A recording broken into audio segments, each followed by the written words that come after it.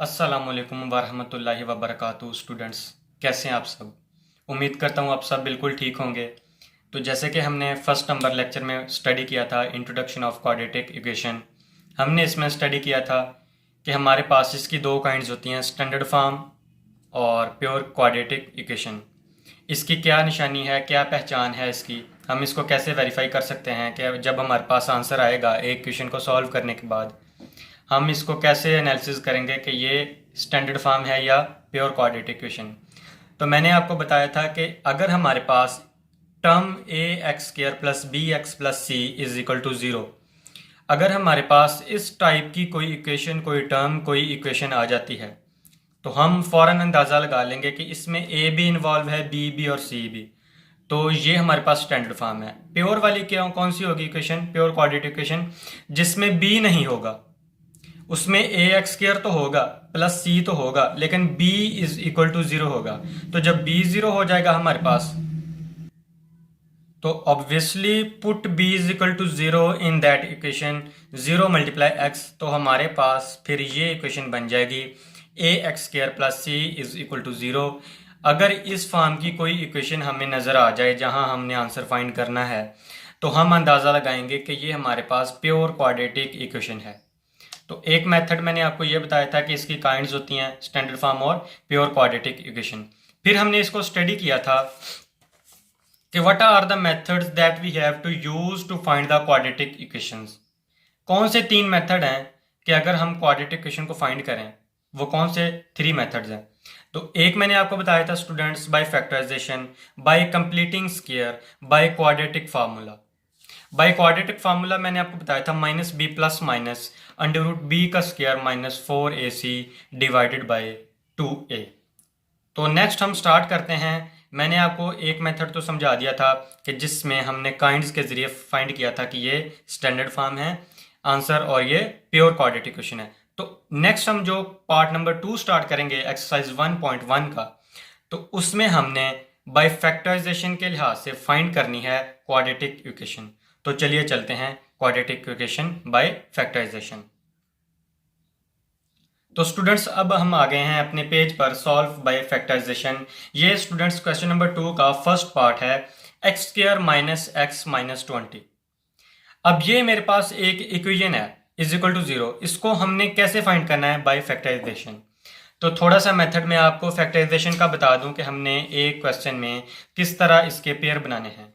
तो आपने 8th class में थोड़ी बहुत तो फैक्टराइजेशन स्टडी की है कि किस तरह हमने इसको फाइंड करना है। तो मैं आपको थोड़ा सा इसका ओवरव्यू दे देता हूं कि अगर मेरे पास X square minus X minus 20 है इज इक्वल टू ज़ीरो, तो स्टूडेंट्स मैंने दो दो कांस्टेंट डिजिट्स ऐसे ढूंढने हैं जिनको मैं मल्टीप्लाई करूं तो मेरे पास आंसर -20 आ जाए। वही दो कांस्टेंट डिजिट्स जो होंगे अगर मैं उनको प्लस माइनस करूं तो मेरे पास -x भी बन जाए। अगर मैं थोड़ा सा टेबल को रिपीट करूं तो मैंने -5 और +4 दो डिजिट्स ऐसे ढूंढे हैं जिनको मैं अगर मल्टीप्लाई करूं तो माइनस प्लस माइनस 5 इंटू 4 20। एक तो मेरे पास ये कंफर्म बन गया -20। अगर मैं -5 में से +4 निकालूं तो मेरे पास बनता है बड़ी रकम माइनस की, तो -x। तो ये मेरे पास ये टर्म भी पूरी हो गई, ये टर्म भी पूरी हो गई। तो इस तरह हमने सॉल्व करनी है क्वाड्रेटिक इक्वेशन बाय फैक्टराइजेशन।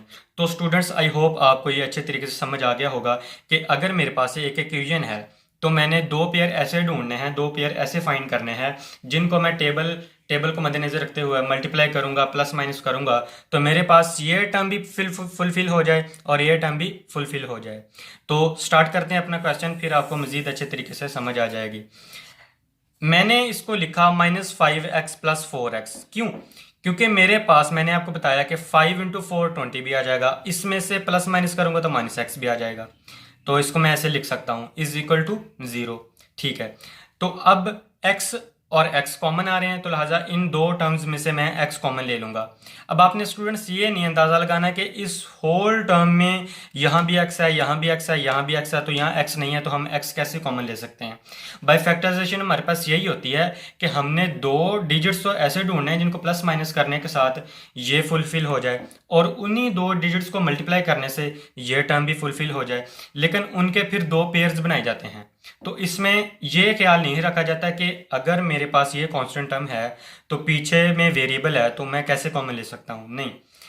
अब ये दो टर्म्स है, मैंने इनमें से कॉमन लेना है, तो x और x इसमें से कॉमन लूंगा तो इधर बच जाएगा मेरे पास x, फिर अंदर माइनस, माइनस का माइनस वैसे ही आ गया, और माइनस अपना 5 मेरे पास वैसे आ गया। अब ये प्लस 4x है, प्लस मेरे पास वैसे ही आ गया, और 4 और 20, 4 में अगर कॉमन लूँ तो अंदर मेरे पास बच जाएगा x minus 20 divide by 4 minus 5 आ जाएगा, दैट इज इक्वल टू 0। अब स्टूडेंट्स मैंने आपको जैसे बताया था कि इसमें दो पेयर्स बनते हैं। कौन से दो पेयर्स बने? एक मेरे पास x माइनस 5 और एक मेरे पास x माइनस 5, ये कॉमन आ रहे हैं तो इनको मैं एक दफ़ा लिख लूँगा, ये मैंने लिख लिया x माइनस 5, और बच कौन सा गया? x प्लस 4, x प्लस 4 को मैंने यहाँ पर लिख लिया, दैट इज इक्वल टू 0। अब ये जो मैंने दो पेयर्स कॉमन बनाए हैं, ये पेयर एक x प्लस 4 और ये x माइनस 4, इनको मैं क्या करूँगा, इनको दैट इज इक्वल टू 0 बारी बारी इनको एक दफ़ा इसके इक्वल 0 रख लूँगा और एक दफ़ा इसके इक्वल 0 रख लूँगा। तो मैंने क्या किया, x plus 4 is equal to 0 और x minus 5 is equal to 0, plus 4 इधर आके माइनस 4 बन जाएगा और माइनस 5 इधर आके प्लस 5 बन जाएगा। तो मेरे पास स्टूडेंट फाइनल फॉर्म जो आंसर बना x is equal to minus 4, x is equal to 5, तो सोल्यूशन सेट मेरे पास फाइनल क्या बन गया, माइनस 4 और 5। तो आई होप स्टूडेंट्स ये सिंपली क्वेश्चन था बाय फैक्टराइजेशन। तो नेक्स्ट क्वेश्चन सॉल्व करते हैं। 3y का square is equal to y into y minus 5।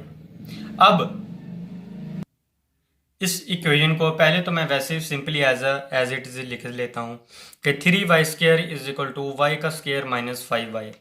फिर मैंने क्या किया कि ये जो प्लस का y स्क्वायर था इसको उठा के लेफ्ट साइड पे ले आया, और माइनस 5y जो राइट साइड पे था इसको उठा के लेफ्ट साइड पे ले आए, मतलब इनको इकट्ठा करके लिख लिया, इज इक्वल टू 0। अब 3y का स्क्वायर और माइनस y का स्क्वायर प्लस का 2y का स्क्वायर आ गया, और प्लस 5y प्लस 5y मेरे पास वैसे ही आ गया, इज इक्वल टू 0। अब स्टूडेंट्स y का स्क्वायर और y मेरे पास कॉमन आ रहा है, 2 और 5 ये डिवाइड ही नहीं होते, मतलब ये 2 इवन नंबर है, 5 ऑड नंबर है, तो ये डिवाइड नहीं होता, लिहाजा ये कॉमन नहीं आएगा, सिर्फ y कॉमन आएगा, तो अंदर बच जाएगा मेरे पास 2y plus 5 is equal to 0।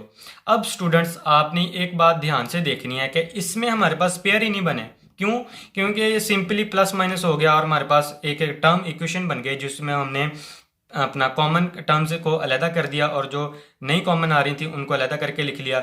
अब y एक टर्म और 2y plus 5 is equal to 0 एक टर्म, तो y को एक दफ़ा 0 के इक्वल रख लेता हूँ और 2y प्लस 5 को एक दफ़ा 0 के इक्वल रख लेता हूँ। तो इसमें मैंने क्या किया था, इसमें हमारे पास दो डिजिट्स को ऐसे सॉल्व किया था जैसे माइनस 20 भी बन गया था और माइनस एक्स भी प्लस माइनस करने के साथ बन गया था। फिर मैंने उनकी टर्म्स को मतलब जो कॉमन टर्म आ रही थी उनमें से कॉमन वेरिएबल लेकर और कांस्टेंट टर्म्स कॉमन लेकर सॉल्व किया, तो मेरे पास ये दो टर्म्स बन गई थी। इसमें मेरे पास पेयर ही नहीं बने, लिहाजा सिंपली टर्म्स कॉमन आई तो मैंने उसको y को कॉमन ले लिया और दो टर्म्स मेरे पास उसी तरह बनी और उनको मैंने 0 के इक्वल रख लिया। तो y is equal to 0, 2y plus 5 is equal to 0। तो मैं जानता हूं कि 2y अगर इधर आ गया तो प्लस 5 उधर जाके माइनस 5 बन जाएगा, और फिर फर्दर 2 मल्टीप्लाई हो रहा है y के साथ तो 2 उधर जाके डिवाइड हो जाएगा, that is equal to y is equal to minus 5/2। तो ये मेरे पास सोल्यूशन सेट बने, क्या बने, एक माइनस 5/2 और एक 0। तो आई होप स्टूडेंट्स ये इजी कंसेप्ट था, आपको समझ आ गया होगा कि इसमें हमारे पास फैक्टराइजेशन पेयर मतलब पेयर फॉर्म नहीं बने।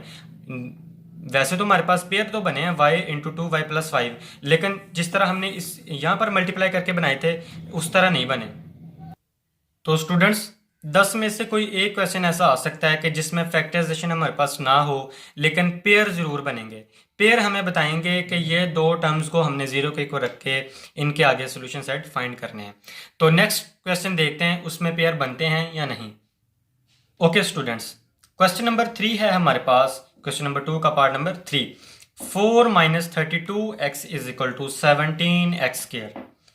We know that ax square plus bx plus c is equal to 0, where a does not equal to 0. अब एक बात ध्यान से सुने स्टूडेंट्स, मैंने आपको बताया था ये जो इक्वेशन होगी ये स्टैंडर्ड फॉर्म या जनरल फॉर्म इक्वेशन है, ठीक है। फिर मैंने आपको बताया था जिसमें b 0 हो जाए वो हमारे पास प्योर क्वाड्रेटिक इक्वेशन है, मतलब उसमें से ये टर्म रिमूव हो जाती है और सिंपल हमारे पास बच क्या जाती है A x square plus C is equal to 0। अब उसने एक टर्म शर्त लगा दी कि a does not equal to 0, मतलब a जो है हमारे पास ये कभी भी 0 नहीं हो सकता, क्योंकि अगर यही 0 हो गया तो 0.x स्क्वायर तो ये तो हमारे पास 0 बन जाएगा, फिर हमारे पास बच क्या जाएगा प्लस बी एक्स प्लस सी, तो ये कोई इक्वेशन ही नहीं बनेगी। तो इसी तरह स्टूडेंट्स 17x स्क्वायर जो है हमारे पास, इसमें 17 कभी भी 0 के इक्वल नहीं हो सकता, तो ये बस आपने याद रख लेना है कि इसमें a कभी भी 0 नहीं हो सकता, हाँ b 0 हो सकता है। क्यों? क्योंकि अगर हमारे पास आंसर ही प्योर क्वाड्रेटिक इक्वेशन वाला आए तो उसमें b 0 हो सकता है, a कभी भी 0 नहीं हो सकता। क्लियर? तो नेक्स्ट स्टार्ट करते हैं question. 17x square plus 32x minus 4, ये मैंने क्या किया, मैंने सिंपली माइनस 32x को उठा के इधर ले आया राइट साइड पे और प्लस 4 को उठा के राइट साइड पे ले आया, तो मेरे पास माइनस 4 ये इक्वेशन बन गई, यहाँ तक मेरे पास बन गई। अब स्टूडेंट्स बाय फैक्टराइजेशन हम सॉल्व कर रहे हैं, तो टेबल को आप अगर रिपीट करें तो हमारे पास कौन से दो ऐसे पेयर बनेंगे जिसको प्लस माइनस करने के लिए हमारे पास 32x भी बन जाए और मल्टीप्लाई करने के साथ 17 multiply 4 that is equal to 68 भी बन जाए। तो मेरे पास 68 को बनाने के लिए क्या रिक्वायर होगा, तो मैं अगर 34 और 2 को लूं, दो पेयर दो डिजिट्स, तो 34 multiply 2 that is equal to 68 आ जाएगा।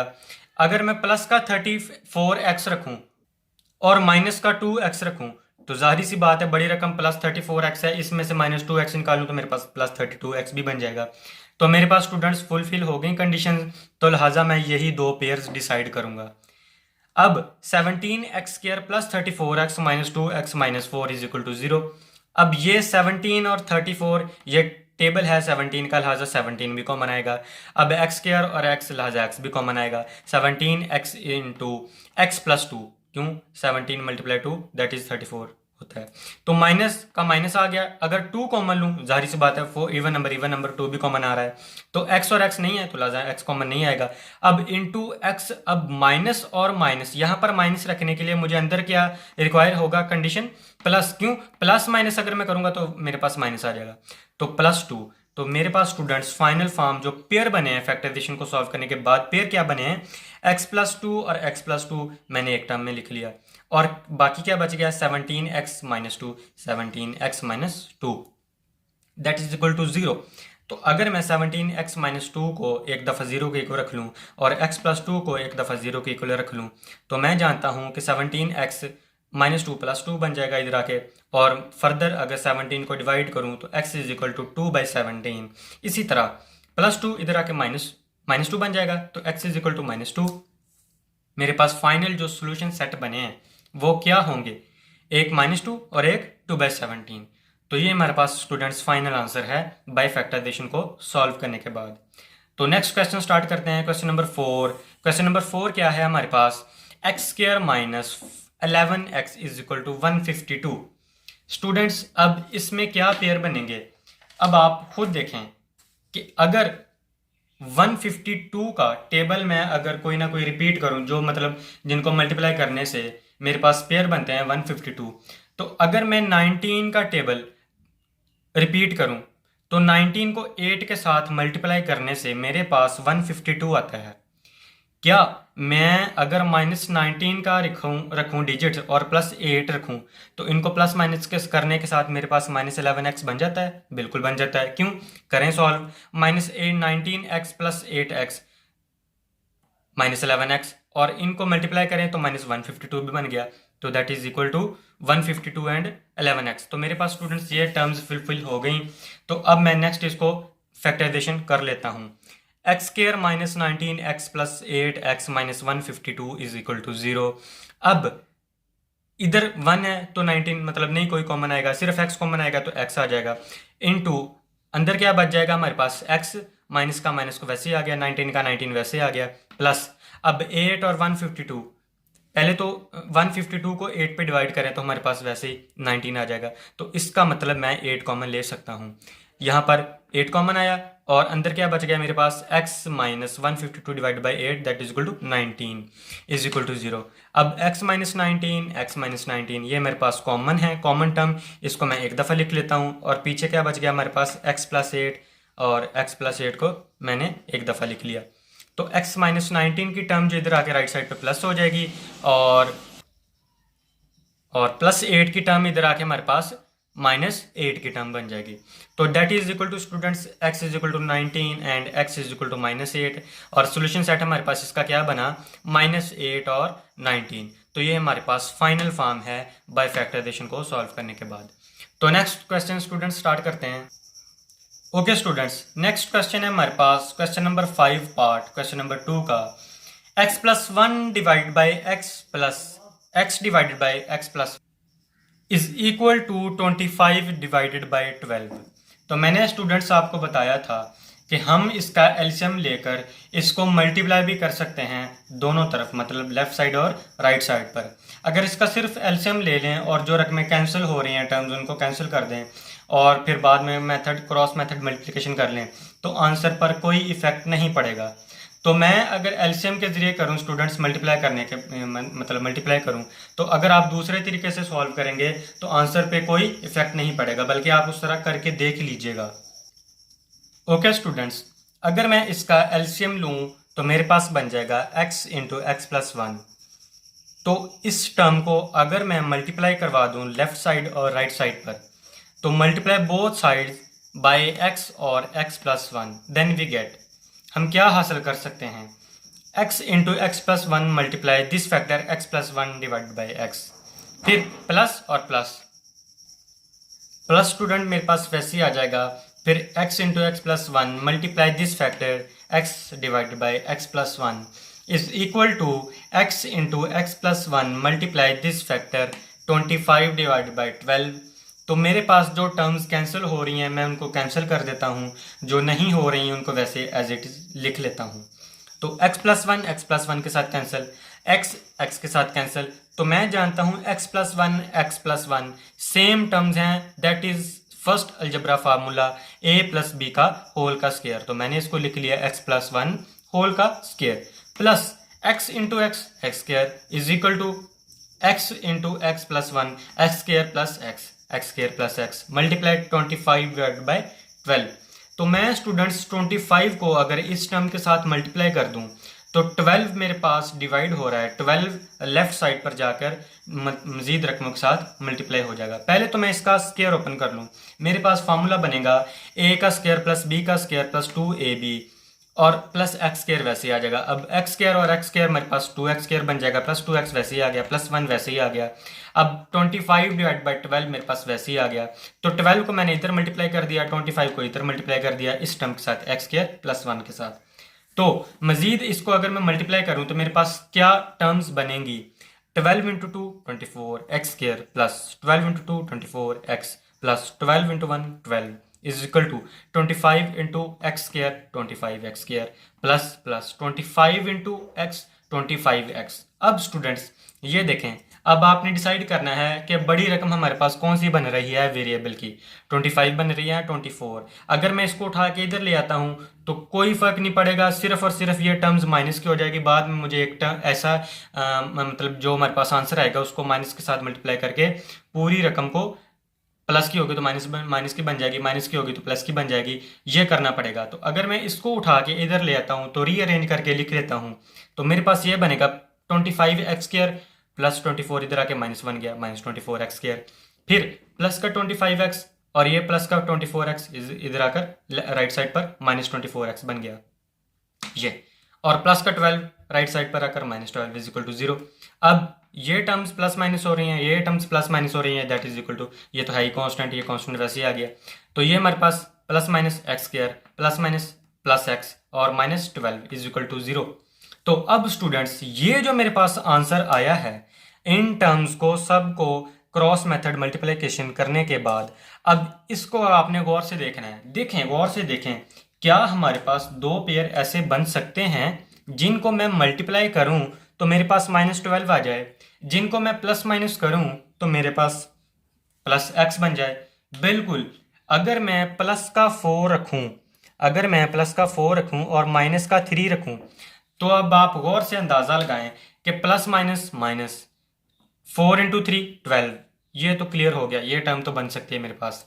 अगर प्लस माइनस करूं तो मेरे पास प्लस का अगर इन टर्म्स को प्लस माइनस करूं तो मेरे पास प्लस का एक्स बनता है, तो प्लस का एक्स ये भी फुलफिल हो गई। तो इसका मतलब मैं फैक्टराइजेशन इसको कर सकता हूं। तो अब स्टूडेंट्स ये देखें कि x square plus 4x minus 3x minus 12 is equal to 0, ये मेरे पास फैक्टराइजेशन कर ली इसकी। अब इसके पेयर बनाने हैं। पेयर कैसे बनाएं? आगे जो मतलब करना होता है हमने स्टेप, x कॉमन आ रहा है, x into x plus 4 minus 3 common आ रहा है, तो 3 कॉमन इंटू एक्स वैसे ही आ गया। अब यहाँ पर माइनस है तो यहाँ पर कौन सी टर्म आएगी? प्लस, यानी कि पॉजिटिव आएगी। क्यों? पॉजिटिव को नेगेटिव के साथ मल्टीप्लाई करूंगा तो नेगेटिव आ जाएगा। अब यहाँ पर प्लस है तो नेगेटिव के साथ मल्टीप्लाई करूंगा तो नेगेटिव आ जाएगा। तो यहाँ पर 12 divide by 3 that is equal to 4, तो इज इक्वल टू 0। अब मेरे पास पेयर बन गया, फैक्टराइजेशन हो गई। अब मेरे पास मजीद मतलब जो लास्ट स्टेप होता है हमने करना, ये कॉमन पेयर आ रहा है, ये कॉमन पेयर आ रहा है, तो x प्लस 4 को मैं एक दफ़ा लिख लूँ, x प्लस 4। अब पीछे क्या रकम बच गई? x माइनस थ्री को मैंने वैसे लिख लिया इज इक्वल टू 0। तो लास्ट स्टेप जो हमने करना होता है वो क्या करना होता है कि इन दोनों टर्म्स को 0 के इक्वल रखना होता है। एक दफ़ा x plus 4 is equal to 0, एक दफ़ा x minus 3 is equal to 0। तो हमारे पास प्लस का 4 राइट साइड पर जाकर -4 बन जाएगा और -3 राइट साइड पर जाकर +3 बन जाएगा। तो स्टूडेंट्स हमारे पास आंसर क्या बना? फिर फाइनल सॉल्यूशन सेट जो बना हमारे पास -4 और 3, ये हमारे पास फाइनल आंसर है। किसको हमने सॉल्व किया? क्वाड्रेटिक इक्वेशन को। किस मेथड के साथ? बाय फैक्टराइजेशन मेथड के साथ। तो स्टूडेंट्स लास्ट क्वेश्चन है हमारे पास, 2 divided by x minus 9 is equal to 1 divided by x minus 3 minus 1 divided by x minus 4। अब स्टूडेंट्स इसको मैं कैसे सॉल्व कर सकता हूं? तो स्टूडेंट्स क्वेश्चन नंबर 6 पार्ट जो है हमारे पास, क्वेश्चन नंबर 2 का, ये आपकी असाइनमेंट है, ये आपने खुद करना है। मैं आपको हिंट दे देता हूं कि ये कैसे करना है। स्टूडेंट्स राइट साइड पे मेरे पास 1 डिवाइडेड बाई एक्स माइनस 3 है, -1 divided by x minus 4। Left side पे मेरे पास क्या है? 2 डिवाइड बाई एक्स माइनस 9। पहले तो आपने ये करना है कि इसका एलसीएम ले लें। एलसीएम लेने के बाद x माइनस 3 और x minus 4 divided by x minus 3 के साथ कैंसिल हो जाएगा। मेरे पास बच क्या जाएगा? x माइनस 4, फिर माइनस x माइनस 4 के साथ x माइनस 4 टर्म कैंसिल हो जाएगी। फिर मेरे पास क्या बच जाएगा? x minus 3। तो मैं x माइनस 3 को लिख लूँगा ऐसे। डिवाइडेड बाय मेरे पास एलसीएम क्या आया? x माइनस 3 और x माइनस 4। अब स्टूडेंट्स काम ही सारा खत्म हो गया, जो क्वेश्चन हमने सॉल्व करना था। x माइनस 4 माइनस अंदर मल्टीप्लाई कर दें, जो टर्म्स कैंसिल हो रही हैं उनको कैंसिल कर दें, जो नहीं हो रही उनको वैसे लिख लें। इसको इसके साथ मल्टीप्लाई कर दें, जो आंसर आएगा ये हमारे पास बन जानी है रकम इस तरह, by cross method multiplication. a divide by b is equal to d divide by c divide by d. मतलब ये सपोज कर रहा हूँ, ऐसे आपको एग्जांपल दिया है कि a divide by b is equal to c divide by d, यानी कि इस फॉर्म में हमारे पास एक टर्म बनेगी, एक अपना क्वेश्चन बनेगा जिसको हमने बाय क्रॉस मेथड मल्टीप्लिकेशन के ज़रिए सॉल्व करना है। हम ये हमारे पास आ जाएगा -1, इसको सॉल्व करेंगे तो ये हमारे पास बन जाएगा, मतलब जो भी आप सॉल्व करें इसको इक्वेशन बन जाएगी एक, ठीक है। ये हमारे पास सॉल्व हो गई। अब ये 2 डिवाइड बाई एक्स माइनस 9 इधर आएगा, तो इसको आपने by cross method multiplication method के साथ सॉल्व करना है। तो स्टूडेंट्स अगर आप इसका आंसर निकालेंगे तो आंसर हमारे पास इसका सोल्यूशन सेट जो बनेगा वो बनेगा 3/2 डिवाइडेड और 5, मतलब ये हमारे पास फाइनल सोल्यूशन सेट बनेंगे इसके, इस क्वेश्चन नंबर 6 के। तो ये आपकी असाइनमेंट है, ये आपने खुद करना है, मैंने आपको हिंट दे दिया है। तो उम्मीद करता हूँ स्टूडेंट्स आज का लेक्चर आपको बहुत अच्छे तरीके से समझ आ गया होगा कि किस तरह हमने क्वाड्रेटिक इक्वेशन को फाइंड किया, किस मेथड के ज़रिए, मेथड नंबर 1 बाय फैक्टराइजेशन। किस तरह हमने फैक्टराइजेशन सॉल्व की? सबसे पहले तो हमने ये एनालिसिस करना है कि हमारे पास दो टेबल के ज़रिए दो डिजिट्स ऐसे ढूंढने हैं जिनको प्लस माइनस करने के लिए एक एक्स का वेरिएबल भी फुलफिल हो जाए और उन्हीं दो डिजिट्स को मल्टीप्लाई करने के साथ जो कांस्टेंट टर्म है वो भी हमारे पास फुलफिल हो जाए। तो उनको फैक्टर करने के बाद हमने पेयर फॉर्म में लिखना है। पेयर फॉर्म में जब लिख लिया फिर उनको हमने इक्वल कर लेना है ज़ीरो के।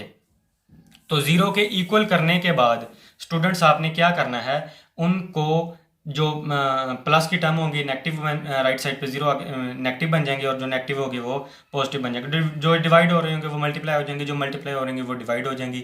तो फाइनल हमारे पास सोल्यूशन सेट बनेंगे किस तरह के, इस तरह के सोल्यूशन सेट जिस तरह हमने ये -4 और 3 निकाला।